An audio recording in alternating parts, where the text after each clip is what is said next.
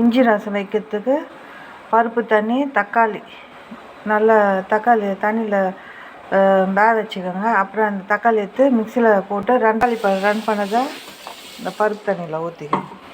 இது தேவையான அளவு உப்பு போட்டுக்கோங்க. தேவையான அளவு ரசத்தூள், தேவையான அளவு மஞ்சள் தூள். இஞ்சிக்கோங்க. கடாயில் எண்ணெய் காஞ்சதும் கடுகு போட்டு பொரிய விடுங்க.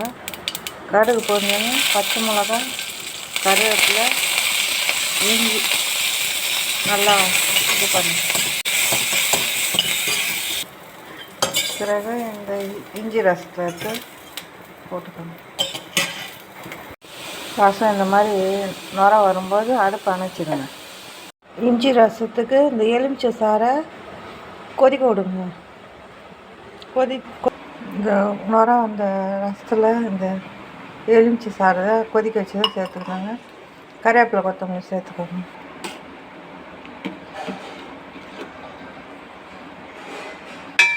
இஞ்சி ரசம் ரெடிங்க. அரைக்கிற பொரியலுக்கு கடாய் வச்சு எண்ணெய் ஊற்றி எண்ணெய் காஞ்சதும் கடுகு கொஞ்சம் போட்டுங்க. கடுகு பொரிஞ்சது பச்சை மிளகாய், கருவேப்பிலை,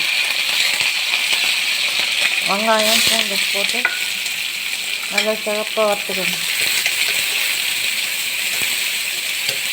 நல்லா ஃப்ரை பண்ணிக்கோங்க. இந்த அவுத்திக்கீரை பொரியலுக்கு அவுத்திக்கீரையை 2-3 வாட்டி வாஷ் பண்ணிவிட்டு அப்புறம் லேசாக சுட வச்ச தண்ணியில் இந்த அவுத்திக்கீரையை போட்டு எடுத்துக்கோங்க. கசப்பு போயிடும். பிறகு இந்த அவுத்திக்கீரை எடுத்து இந்த வெங்காயத்தில் போட்டு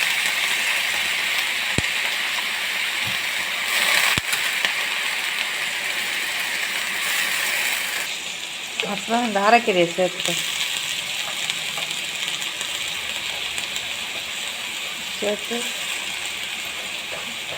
நல்லா வேக விடுங்க.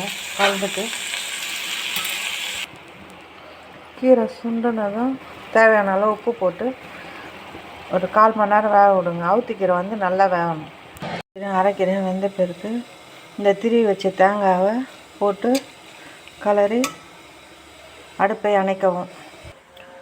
இந்த அவுத்திக்கீரை பொரியல் உடம்புக்கு அவ்வளோ நல்லதுங்க. இஞ்சி ரசம் சளி, இரும்பல்லாம் போக்குங்க. சுட சுட சாதம், இஞ்சி ரசம், அரைக்கீரை, அவுத்திக்கீரை பொரியல்.